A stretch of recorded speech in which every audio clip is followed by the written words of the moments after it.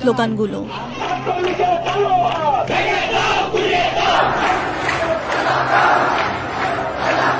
রাতে ঢাকা বিশ্ববিদ্যালয়ের শিক্ষার্থীদের এ শ্লেষের প্রতিবাদ এক পর্যায়ে রূপ নেয় সরকার পতনের এক দফা এক দাবিতে। 1, 2, 3, 4 শেখ হাসিনা গদি ছাড় এর মতো বজ্রকঠিন কিছু স্লোগানও উঠেছিল।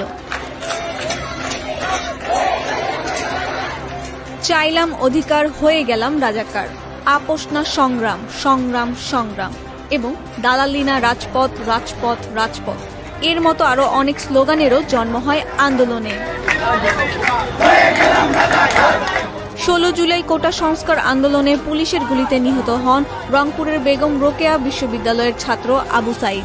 এরপর থেকেই স্লোগান শুরু হয়, আমার খায় আমার পরে আমার বুকেই গুলি করে, তোর কোটা তুই নে আমার ভাই ফিরিয়ে দে এবং লাশের ভেতর জীবন দে নইলে গদি ছাইরা দে এসব স্লোগান, যেখানে কয়েকটি শব্দেই জানিয়ে দেয় জনতার এই দাবির সঙ্গে আছে প্রাণ হারানোর যন্ত্রণাও।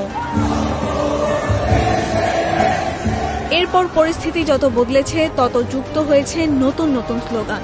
2 আগস্ট রাজধানীর সড়কে আন্দোলনকারীরা স্লোগান দিয়েছিলেন, আমার সোনার বাংলায় বৈষম্যের ঠাঁই নাই, 71-এর হাতিয়ার গর্জে ওঠো আরেকবার, যে হাত গুলি করে সে হাত ভেঙে দাও এবং action action direct action. 3 August আন্দোলনকারীদের বিপক্ষে আন্দোলন বন্ধ করা যাবে না এসব স্লোগান। সায়েন্স ল্যাব মোড়ে শিক্ষার্থীদের বিক্ষোভ মিছিল থেকে শোনা যায়, justice justice we want justice, জালো রে জালো আগুন জালো এবং দিয়েছি তো রক্ত আরো দেব রক্ত এর মতো স্লোগানগুলো। ব্রিটিশ বিরোধী লড়াইয়ে সারা জাগানো ইনকিলাব জিন্দাবাদ থেকে 2018 সালের নিরাপদ সড়ক আন্দোলনের যদি তুমি ভয় পাও তবে তুমি শেষ, যদি তুমি রুখে দাঁড়াও তবে তুমিই বাংলাদেশ এর মতো শত শত স্লোগান সাক্ষী হয়ে আছে মানুষের দাবি আর আন্দোলনের ইতিহাস নিয়ে।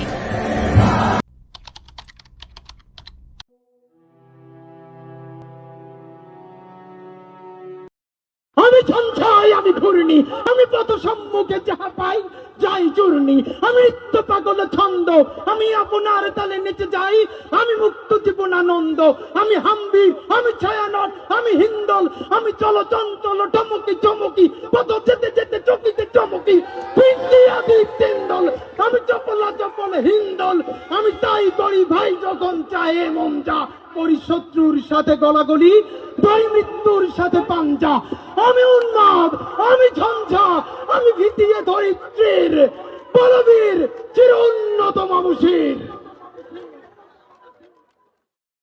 হাসনাত, বিএনপি, জামাত, এনসিপি যারাই জুলাইয়ের যোদ্ধা তারা তো সবাই আমার ভাই। ইভেন আওয়ামী লীগের সেই মানুষটা আমি হাজারবার বলি যে গণহত্যা করে নাই, গুম করে নাই, খুন করে নাই, হত্যা করে নাই, কিন্তু সে ফিলোসফিক্যালি আওয়ামী লীগ।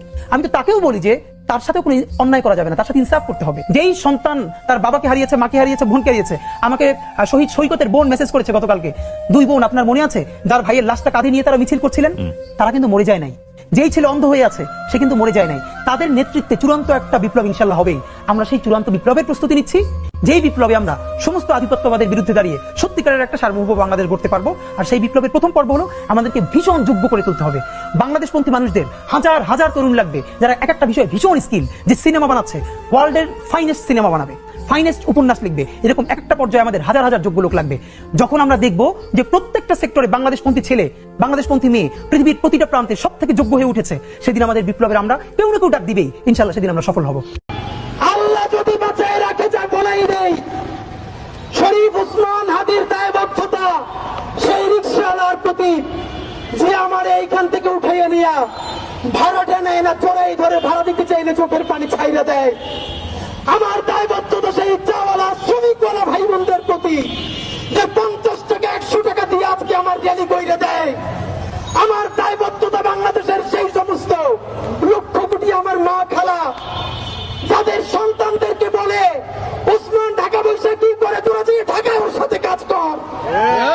যারা আমার জন্য জুমাবারে আমার যে মায়েরা রোজা রাখে, আমার যে মা খালারা রোজা রাখে, সন্তানকে আমার কাছে পাঠায়, বাড়ির 2-4 টাকা জমা আমাদের জন্য পাঠায়, ওসমান হাদির সংসদে কথা বলবে, আমার সেই মা বোনদের জন্য, আমার খালাম আমাদের জন্য ইনশাআল্লাহ। তো আমার ওয়াইফকে বলছিলাম, শুনছিলাম অন্য রুমে, যে ও বাসায় ঢুকলে আমার ফোন দিবা, আমি বাহির থেকে তালা মেরে দিয়ে যাবো। তো তখন দুটো কথা খুব মনে আছে। আমার ওয়াইফ একবারও নিষেধ করে নাই, কারণ জানছিল যে এই কাজটাই আমি জন্মের পর থেকে করতে চেয়েছিলাম, ইনসাফের লড়াইটা। তো আমাকে এখন থামালে আসলে পারবে না, এটাও জানতো, আমার পরিবারও জানতো। কিন্তু তাদের তো আসলে ভাই, বিশেষ করে আমার যখন এখন দুনিয়া একটা বাচ্চা আসবে, তখন আমার ভাই একবার আমাকে বলছিল যে এই বাচ্চাটার কথা তো চিন্তা করা দরকার তোর। তখন আমি দুটো কথা বলছিলাম। একটা হচ্ছে যে এখন পর্যন্ত যেই বাবারা রাস্তায় শহীদ হয়েছে তাদেরও তো বাচ্চা আছে, এমন তো না ওরা দুনিয়া এমনি এমনি আসছে। তাদেরকে যেরকম আল্লাহ দেখবে, ওরও আল্লাহই দেখবে। আর একবার তখন আমি শুনতে পাচ্ছিলাম যে আমার ওয়াইফকে বলতেছিল যে ও বাসায় ঢুকলে বলবা যে আমি বাইরে থেকে লক করে যাব। তখন আমার মনে আছে, আমি যখন বুঝতে পারছিলাম যে এরকমটা করতে পারে, তা আমার বাসার ছাদে পাশ থেকে অন্য পাশ থেকে বের হওয়া যায়। তাই আমি বলছিলাম যে যদি সত্যি এইটা করো, যদি আমি 7 তালা দিয়ে লাভ দিয়ে পড়ি, তখন তোমরা কি করবো, আমার বাঁচাইতে পারবা? তো আমার মা খুব মনে আছে যে আমি এমনিতে ভাই, আমি তো সবার ছোট, আর এমনিতে ছোটবেলা থেকে আমি ভীষণ মানে একদম মায়ের সাথে থাকা আর কি। এখন আমি মানে বাড়ি গেলে মার কাছেই ঘুমাই। তো মা তো কান্নাকাটি করছিলই। তখন মা একটা কথা বলছিল যে এমনি মরে যায়, কিন্তু ওইরকম মানে হতাহত অবস্থা। তখন আমি বলতেছিলাম, মা, কেউ যদি রুমে এসির মধ্যে মারা যায় আর কাউরি একদম গুলি করে মেরে ফেললো, মানে কবরেই তো যাবে। আর ব্যাপারটা তো এমন না যে এসির মধ্যে মারা গেল তার মৃত্যু কষ্ট কম, বরং জীবনে তো পাপ আমাদের সবারই আছে। হয়তো আমার প্রচন্ড পাপ থাকা সত্ত্বেও আমি একটা ইনসাফের পক্ষে দাঁড়ানোর কারণে আমার এই মৃত্যুর মধ্য দিয়ে আল্লাহ তোমার মাফ করে দিতে পারে।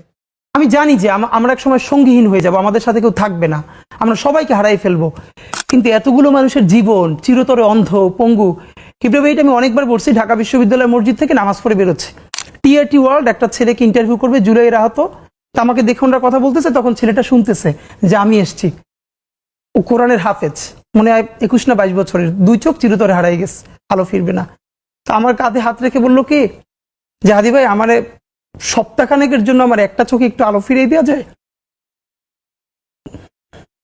আমি বললাম, ভাই 1 সপ্তাহের জন্য কেন? বললো, ভাই অন্তত আমার মারে আমার খুব একবার দেখতে মন চায়। আমার মা আমার অনেক নিষেধ করছিল অন্তরণে যাইতে, আমি ফিরে আসার সময় মারে দেখি নাই, আমার একটাবার মন চায় আমার মারে দেখি। তো যারা হাজার হাজার কোটি টাকা পাচার করে বিদেশ চলে গেছে,